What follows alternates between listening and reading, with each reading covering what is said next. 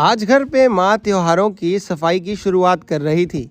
मैंने बोला, माँ ये क्या कर रही हो? अपने आप गैस के तवे पे नींबू के छिलकों को क्यों जला रही हो? तो माँ बोली, बेटा त्योहार नज़दीक आ गए हैं और समय आ गया है कि घर की अच्छे से सफाई की जाए। और कुछ दाग धब्बे ऐसे जमे हुए हैं जो चाह के भी साफ नहीं होते हैं। उस परिस्थितियों में क्या करें? तो माँ आज बोली कि नींबू के ऊपर थोड़ा डिटर्जेंट और नमक डाल के मैं एक बहुत ही ज़बरदस्त मिश्रण बना के तैयार कर रही हूँ। उन्होंने क्या क्या प्रक्रिया करी आपको चलिए ये डिटेल में बताता हूँ, लेकिन उससे पहले दुनिया के कौन से कोने से आप ये वीडियो देख रहे हैं कमेंट करके बताएं ताकि हम आपको थैंक्स कर सकें। पिछला थैंक्स जाता है सुषमा जी को।